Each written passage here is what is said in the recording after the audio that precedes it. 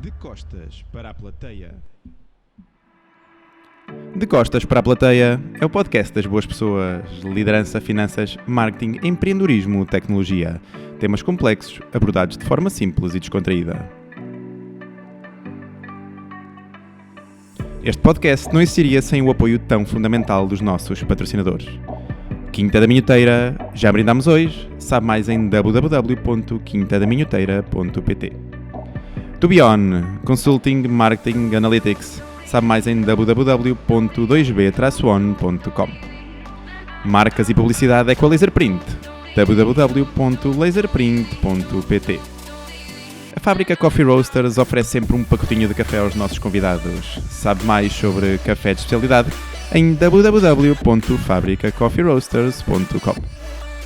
A gigante do material das duas rodas, Polispor, oferece um cantil aos nossos convidados. www.polispor.com/pt. Imigração tornada fácil, iGo Immigration, www.igoimmigration.com. Cafeteria Bibs Crew Coffee Palace, em Passo de Arcos. É um espaço onde temos gravado os nossos últimos episódios. O nosso muito obrigado. Sabe mais em www.bibscrew.com. E por último, a gravação deste vídeo tem o apoio da AVK. Se vês os nossos vídeos através do YouTube, aproveita e subscreve o nosso canal. Clica aqui no botãozinho onde diz subscrever. Bem-vindos a mais um episódio do podcast De Costas para a Plateia. Gravamos hoje o episódio na incrível Bibs Crew Coffee Palace em Passo de Arcos. E a nossa convidada de hoje é a fantástica Juliana Ruiz.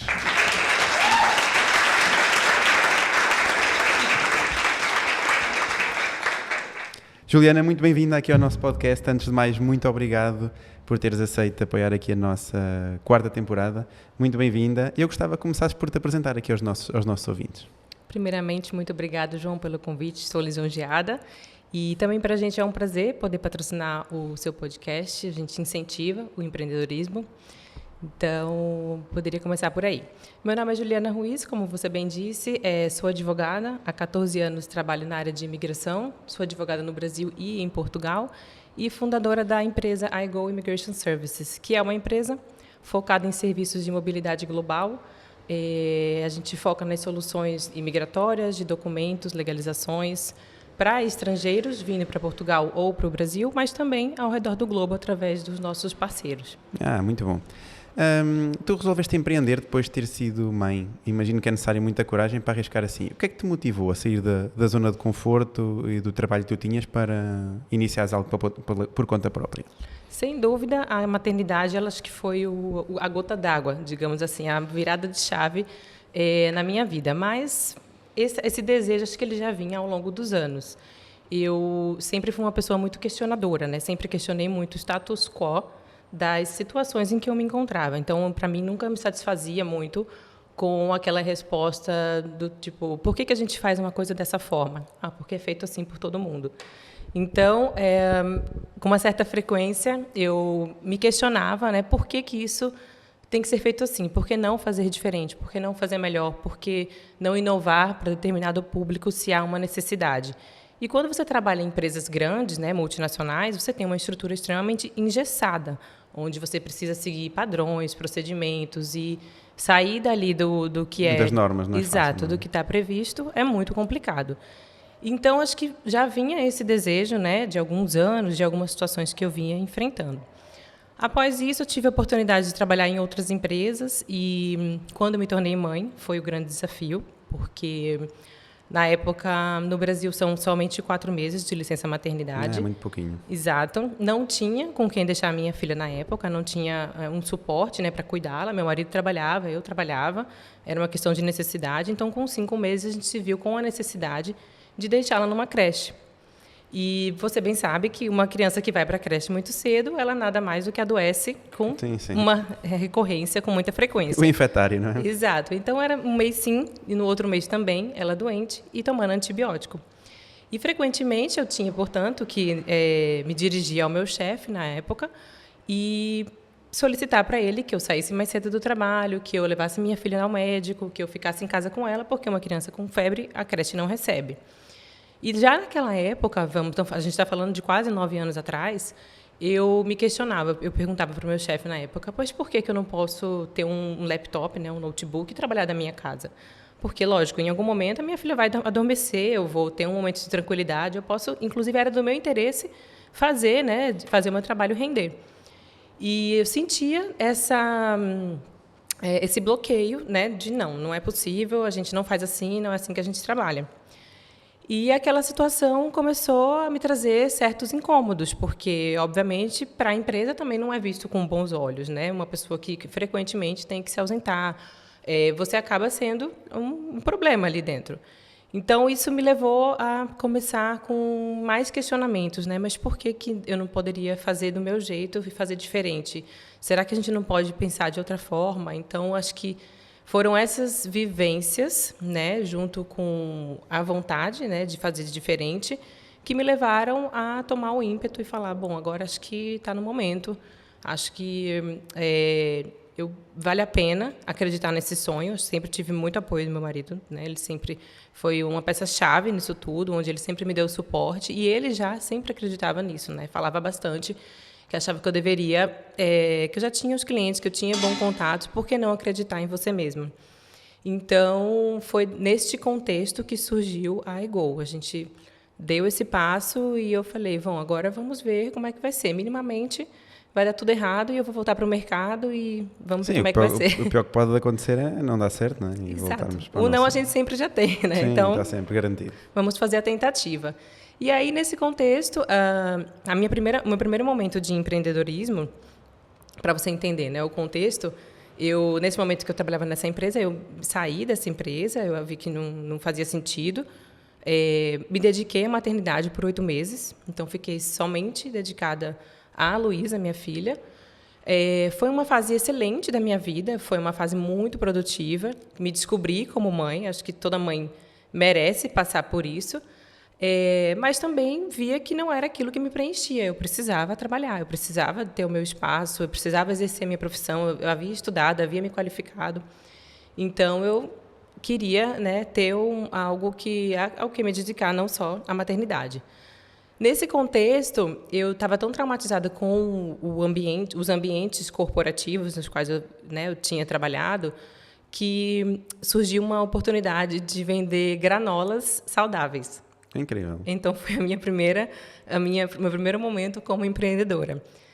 Havia uma pessoa que já tinha a ideia da granola, da produção e etc. E esse colega me fez o convite e falou, você é uma pessoa bem relacionada, conhece assim, né, um pouco de estruturas de empresas, por que a gente não se organiza e vamos tentar vender as granolas saudáveis? E tá joia. E realmente o produto era muito bom, eram granolas com gotas de chocolate belga, tinha doce e tinha salgada para saladas e assim por diante. E eu resolvi realmente encarar aquilo porque eu pensei, é uma fonte de renda, eu vou poder estruturar, né, da minha maneira e, enfim, é uma forma de colocar em prática o que eventualmente eu acredito. E voltar ao mercado também, não é? Exato. E assim fizemos. Seguimos com a Veganitas, que era a loja de granolas, e ficamos por alguns meses ali. Com o passar do tempo, a questão da idade, né? Na época, a pessoa com quem eu fazia a sociedade era muito mais novo do que eu e tinha uma visão de negócio muito diferente da minha. E hoje eu tenho muito claro isso, né? Que a gente precisa ter uma visão muito clara de quem está no negócio com você, quais são os objetivos, qual é a visão do negócio, os valores e assim por diante. E naquele momento a gente percebeu que eram fases totalmente distintas e, portanto, não fazia sentido. Não davam metros. Exato. Então, colocamos isso de lado e eu decidi repensar e redirecionar, recalcular a rota para onde que eu deveria seguir. Nesse contexto, eu voltei ao mercado. Eu falei, agora eu acho que estou pronta, eu quero voltar ao mercado. Voltei a trabalhar no mercado em que eu já atuava, desde sempre, né, que é o de imigração. E passei alguns anos numa empresa trabalhando, até que recebi o convite de uma pessoa que já tinha uma empresa.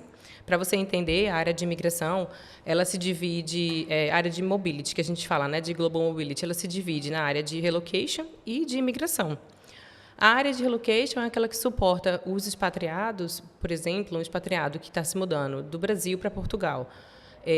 A área de relocation ela vai ajudar essa família a encontrar escola para os filhos, a encontrar uma moradia, a se familiarizar com o bairro, a entender como que funcionam os hospitais. Então, assim, é uma assessoria bem especializada.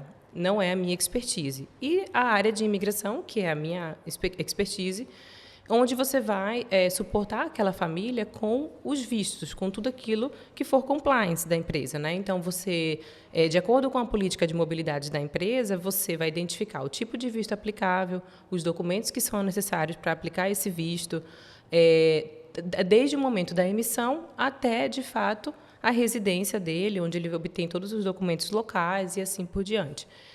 Então, esta amiga, ela tinha uma empresa que era focada em relocation, e me chamou para expandir a empresa com a área de imigração e tax, né, que são os impostos das pessoas físicas, que era também uma das áreas que eu sempre atuei. Então, aceitei o convite, resolvi empreender, foi o meu segundo momento encarando o empreendimento, e ficamos ali também alguns anos como sócias. Neste contexto, veio a pandemia. Então, veio a pandemia com tudo. A área de relocation, muito mais do que a área de imigração, sofreu muito, foi muito atingida, fortemente atingida. E essa colega na época, essa amiga na época, repensou o modelo de negócio dela e ela decidiu que ela ia realmente se desfazer da empresa.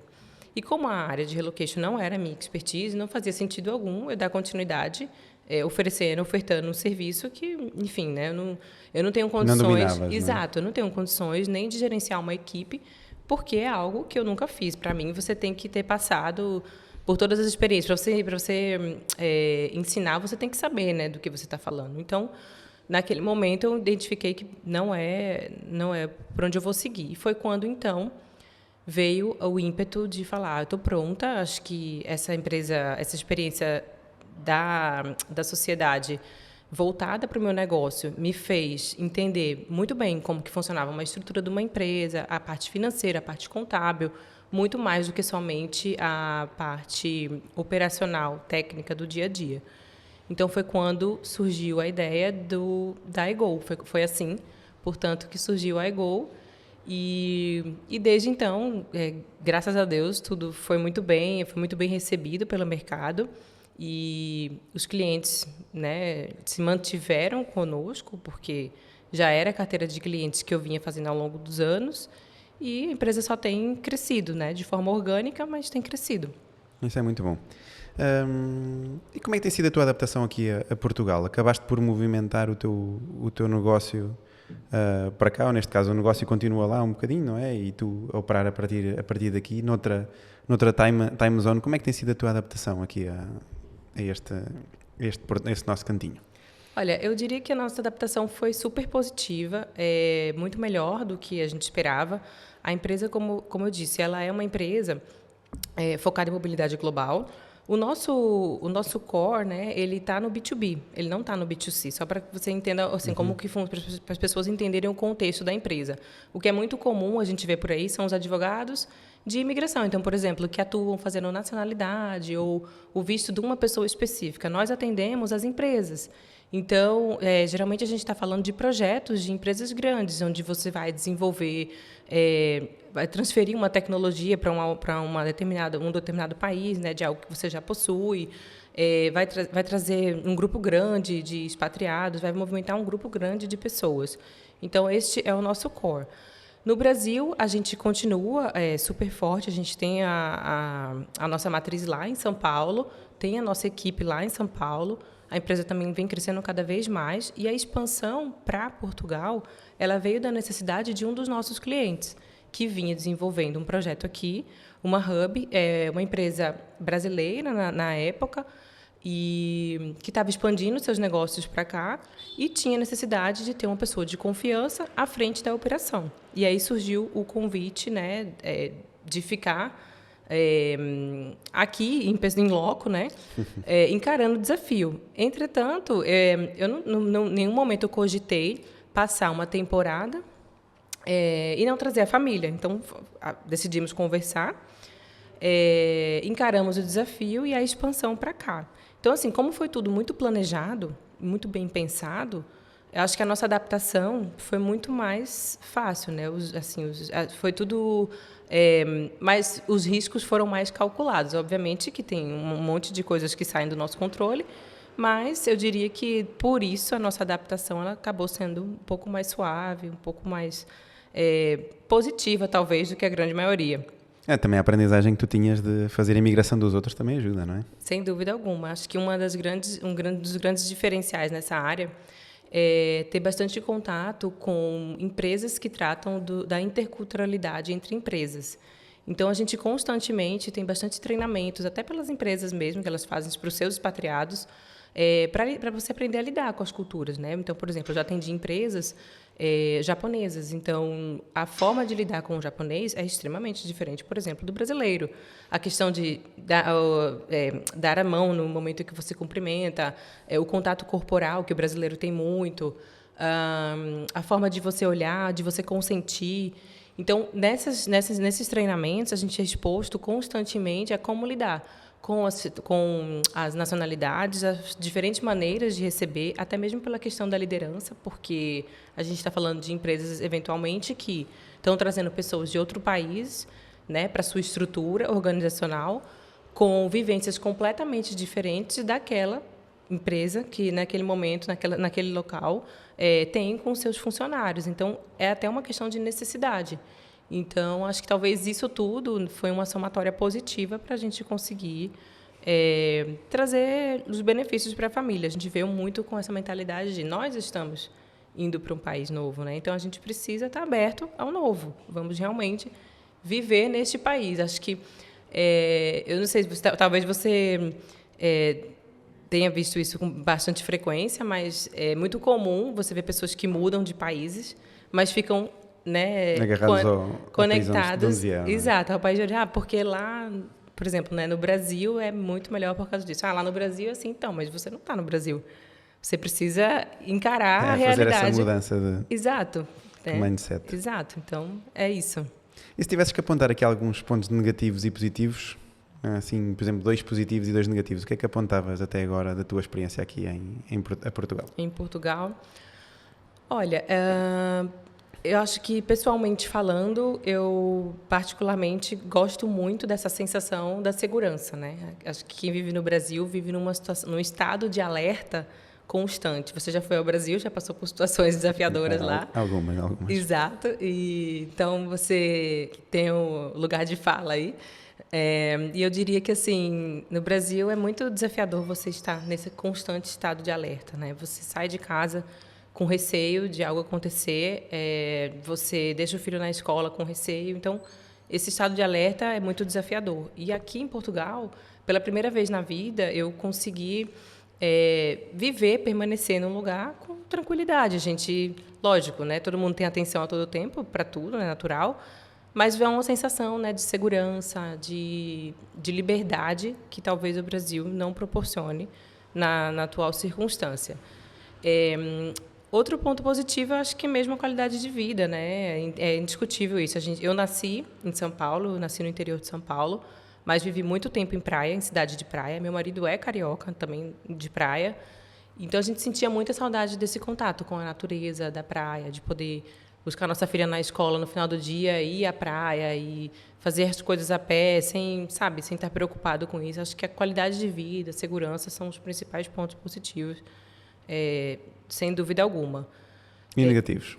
Negativos. Eu acho que Portugal é muito desafiador, especialmente falando pela burocracia. Aí eu venho muito mais para o lado profissional. Acho que, para mim, profissionalmente falando, é tudo muito burocrático. Eu acho que você sair do script em Portugal é muito difícil. Então, assim, eu lido muito com órgãos públicos e, vamos supor, você precisa fazer um determinado procedimento numa freguesia X. Se você for na freguesia Y, é um procedimento completamente diferente. E, assim, é totalmente discricionário, né? Em tese, deveria ser uma coisa assim. Você tem... eu estou falando do mesmo procedimento. Pelo menos uma baseline, não é? Sim, Exato. Mas isso é transversal a tudo. Exato. E, então, assim, eu sinto que é tudo muito burocrático e você chega num estabelecimento... É difícil, por exemplo, eu te dou um exemplo prático. Eu fui uma vez numa junta de freguesia, precisava fazer a emissão de um documento, do atestado, e eu já cheguei lá, era por volta das 10 para o meio-dia. E eu virei para a senhora e falei, né, precisava fazer tal documento, etc. Ela falou, então não consigo agora, porque a pessoa que faz impressões, ela saiu para almoçar e só volta 1h da tarde. Eu falei, tudo bem, mas será que a senhora não poderia fazer a impressão desse documento? Ela, então, não faço, porque ela, a tal pessoa, é a responsável por impressões. Então, assim, é só ela que pode imprimir. Isso é o princípio da especialização. É assim, ela especializou-se em imprimir, portanto, temos que... Boa prática, boa prática. Então, eu passei 1h a aguardar até que a senhora voltasse para poder imprimir o documento e era tudo. Então, eu sinto assim, essa dificuldade. E por incrível que pareça, para mim foi uma surpresa. E aí é inevitável a comparação em termos de tecnologia, quando a gente está falando de processos, de procedimentos. Eu acredito que Portugal ainda é muito atrasado, né? Então, por exemplo, hoje eu consigo, no Brasil, protocolar um processo de imigração online. Eu faço tudo online. Eu acompanho online, depois eu agendo para fazer os atendimentos de documentos online. Lógico, em um determinado momento, o expatriado vai lá pessoalmente acompanhado dos nossos advogados, mas, assim, isso é o final, né? A cereja do bolo. Aqui não, tudo é muito pessoalmente, é o processo físico, você tem que ir lá no órgão, você tem que ligar num call center para conseguir um agendamento, que é impossível, porque você tem que ligar, sem exagero, 1.500 vezes por dia, e é uma equipe, às vezes, de 5, 6 pessoas ligando para talvez conseguir sucesso numa ligação. Né? Exato. Então, assim, acho que esses são os pontos de melhoria, eu diria, né? Não sei se são defeitos, mas seriam pontos de melhoria. São características muito próprias. Exato. Aqui, mas é engraçado, eu também tive agora aqui quando estive aqui a ajudar aqui a família, que acabei por perceber que cada concelho, cada câmara tem as suas vicissitudes. E depois na internet tem assim uns pontos, nós escolhemos, relacionado com mais diversos assuntos, né? Mas nós escolhemos qual é que é o sítio e depois aparece para uma, depois aparece para a outra, depois até nem aparece contacto local, depois é preciso estar a contactar, de facto é um bocadinho burocrático. Bem, tu tiveste-nos a contar aqui que a visão da iGo Immigration é global.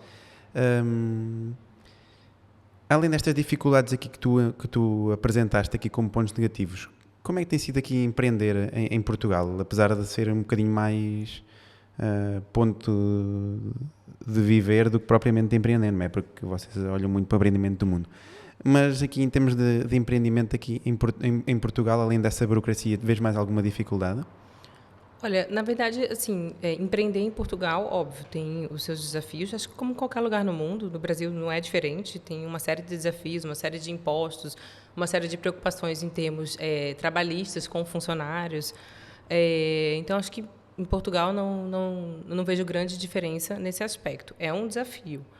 Mas eu entendo que o mercado é muito promissor. Eu vejo que tem muito espaço para crescer. A iGo foi muito bem aceita pelo mercado, pelos nossos clientes e pelos nossos parceiros. Então, eu vejo, sim, cada vez mais procura. Eu vejo que tem a necessidade da mão de obra. Eventualmente, o que a gente precisa é de um pessoal que seja um pouco mais especializado, né? Como eu te falei, eu vejo que tem muito advogado que atua para o B2C, né, para o cliente final, mas sem a postura do mundo corporativo, que é necessário quando a gente está lidando com empresas. Então, o desafio para mim hoje é encontrar esse profissional qualificado, né, capaz e que queira permanecer em Portugal com o ordenado de Portugal para o mercado português. Eu acho que é uma grande dificuldade da maior parte das empresas aqui, né? Pelo menos das pessoas com as quais eu converso, o que eu vejo muito é que os profissionais aqui se qualificam para trabalhar para países vizinhos porque vão receber muito mais, claro. Exato, tem um retorno muito melhor, tem um investimento muito maior por parte da empresa neles. Então, acho que isso para a gente também acaba sendo uma dificuldade. Agora, entrando aqui um bocadinho aqui no foco do negócio. Apesar de ser global, achas que o teu foco ainda está mais no Brasil ou achas que agora já começa a estender aqui um bocadinho mais aqui para esta zona, aqui Portugal e Europa, uma vez que estás aqui presencialmente e isso acaba por também trazer vantagens, não é? Sem dúvida alguma. Eu acho que, bom, como eu te falei, assim, a gente tem a matriz no Brasil Então, quando um cliente chega até mim, ele vai poder ser atendido com a expertise do nosso time no Brasil e em Portugal. Acho que isso é um diferencial. Mas a gente não deixa de atender nas outras localidades do mundo. Então, por exemplo, fazemos parte de associações globais, as quais frequentemente eu viajo para fazer o networking, para participar dos eventos, das conferências, e para, de fato, né, encontrar esses meus parceiros e entender se eles têm essa sinergia, essa sintonia, né, com o formato de trabalho que eu entrego. O que eu sinto é que, de fato, Portugal me abriu muitas portas para a Europa. A gente hoje tem projetos que estão acontecendo na Áustria, a gente tem projetos que estão acontecendo na Alemanha, a gente tem projetos para fora, né, para Estados Unidos também, México, Colômbia. Então, assim, a gente realmente conseguiu expandir e demonstrar para os nossos clientes que a gente também tinha capacidade fora dessas zonas, né, do Brasil e de Portugal. Mas eu diria que hoje o nosso mercado aqui em Portugal está tão forte quanto o do Brasil. A nossa estrutura de clientes, de pedidos, a gente tem visto que tem sido uma crescente. Surpreendentemente, cresceu muito. Muito bom. Tens uma grande estrutura ainda lá em São Paulo, não é? No Brasil. Como é que tem sido liderar assim a equipa à distância e atendendo a que vocês agora estão 4 horas, não é? Vai passar a 3 horas no domingo. Olha, acho que liderar por si só é um desafio, na minha opinião. Acho que você não lidera porque você tem um posto. Você lidera pelo exemplo, com as suas atitudes que demonstram que, de fato, você está naquela posição. E, para isso, acho que isso envolve diversas questões, né? Você se especializar, você estudar, você entender sobre gestão, você entender sobre questões humanas, né, digamos assim, porque você precisa entender o seu funcionário, as necessidades dele, perceber, você precisa ter aquele feeling, né, do que está acontecendo por trás dessa situação que gerou determinada situação. Então, acho que liderança por si só é um desafio. A distância é um desafio duplicado. Ainda maior, não é? Exato, sem dúvida alguma, porque você não tem essa oportunidade que a gente está tendo aqui, por exemplo, né? Deu errado, vamos ali tomar um café, a gente conversa e tenta entender, através, inclusive, da linguagem corporal, o que está acontecendo. Numa videoconferência, mesmo que você faça ela semanalmente, diariamente, não interessa, você não tem essa mesma percepção, você não vai ter essa mesma clareza. Então, assim, para mim, continua sendo um desafio. Acho que a pandemia veio para nos ensinar, porque, embora a gente não tivesse longe, né, a gente estivesse na mesma localidade ainda naquela época, a gente estava distante. Então, a gente foi obrigado a se adaptar e trazer meios de fazer aquilo ficar mais próximo. Então, o que a gente busca fazer? Vamos criar momentos mais informais ali, no final do dia, onde a gente pode, eventualmente, tomar um vinho online e falar sobre amenidades, e fazer um quiz, fazer uma brincadeira, ou trazer uma palestra, né, de uma pessoa especializada, e no final a gente poder fazer interações, porque eu acho que esses momentos, eles trazem para a gente eles demonstram, né, pequenos gatilhos do que está acontecendo ali com aquela pessoa por trás. Então, traz a percepção de talvez pontos de fraquezas, melhorias, onde que a gente pode investir. Mas é um desafio, sem dúvida nenhuma. A pandemia também acabou por nos trazer aqui alguma aprendizagem sobre liderar pessoas à distância, não é?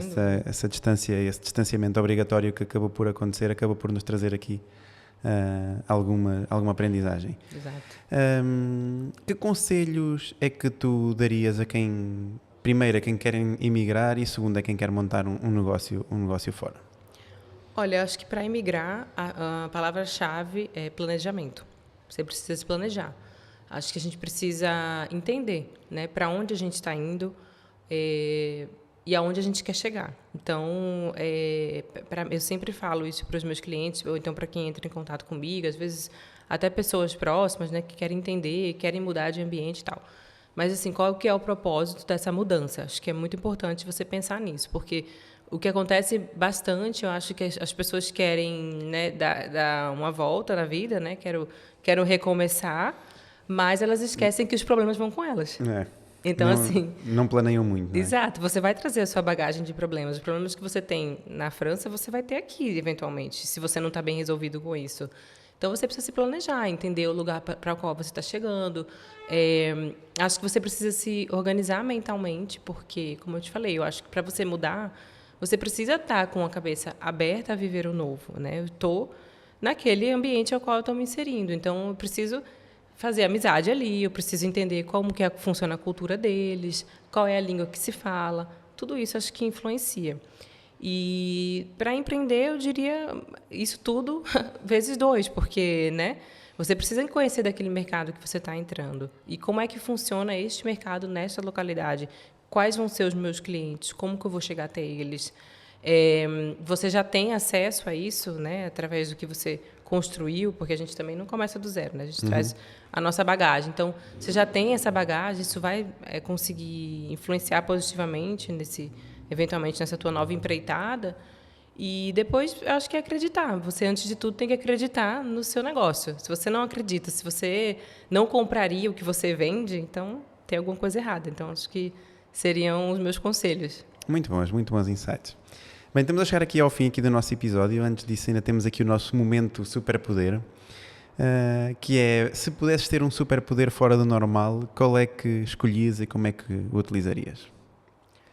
Olha, na atual conjuntura, parece até clichê, né? Mas eu acho que eu diria que, no momento de tanta injustiça, guerra, conflito, se eu tivesse um superpoder, eu traria a paz para o mundo. Eu acho que é uma característica muito forte minha, a leveza. Eu gosto de entrar em ambientes que me tragam leveza e eu gosto de sair de ambientes deixando a mesma sensação para as pessoas, né? Que boa, aquela pessoa, né, leve, não trouxe, sabe, não trouxe nada de... A bagagem, não é? Exato. Ela veio para somar, para a gente rir, para a gente falar de coisas positivas. Então, assim, se eu pudesse ter um superpoder, eu acho que eu traria a paz para o mundo, a leveza, um pouco mais de compreensão para as pessoas, sem tantos extremismos. Eu acho que hoje tudo é muito ou 8 ou 80. Se não for isso, não existe meio termo, sabe? Então, está difícil de comunicar. Exato. Ju, muito obrigado por teres vindo aqui este nosso bocadinho. Já vamos aqui com mais de meia hora de episódio. Não sei se queres deixar aqui alguma mensagem final aqui aos nossos ouvintes. Bom, eu diria que acho que o que importa na vida nunca é o ponto de partida, é sempre a caminhada que a gente faz. Então, acho que esse é o meu takeaway para todo mundo, para que você acredite, né, nos seus sonhos, insista, persista, porque acho que o resultado ele pode ser alcançado. Acho que depende da gente, da caminhada que a gente faz, das pessoas que a gente escolhe ter ao nosso redor. A gente é a média das pessoas que a gente convive, então façam boas escolhas.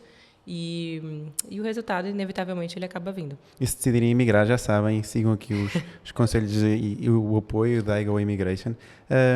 Onde é que podem encontrar? No Instagram, não é? Vou pôr também aqui no nosso bio do episódio, o Instagram, que é iGo Immigration, não é? Exato. Estamos no Instagram com a iGo Immigration, estamos também no LinkedIn e temos o website também, igoimmigration.com, que está em manutenção, porque a gente está incluindo alguns novos serviços, mas em breve já também estará em funcionamento. Muito bom, quando sair aqui este episódio, provavelmente já estará no ar. Juliana, muito obrigado. Eu que agradeço, João. Muito obrigada. Muito obrigado. Pois é, chegamos ao fim de mais um episódio de Costas para a Plateia. Já sabem, se nos veem através do YouTube, sigam a página, sigam o projeto, já sabem, cliquem aqui no botãozinho de subscrever. É muito importante para nós ter o vosso apoio, sentir que vocês seguem aqui a página, que seguem o projeto, e é muito, muito importante para nós. Também aproveito para vos pedir, se caso nos ouvem através do Spotify, por favor, já sabem, se for no site, usem o rato, se for no telemóvel, usem o vosso dedo, metam ali 5 estrelinhas aqui na avaliação. Sigam também o projeto no Spotify, é muito importante para nós, é um tipo de apoio que nos ajuda muito a evoluir e a chegar cada vez a mais pessoas. Já sabem também que podem saber mais sobre o projeto em www.decostasparaaplateia.pt e seguir-nos através do Instagram em @decostasparaaplateia. As novidades estarão sempre lá. Foi mais um episódio, continuem sempre connosco, de costas para a plateia.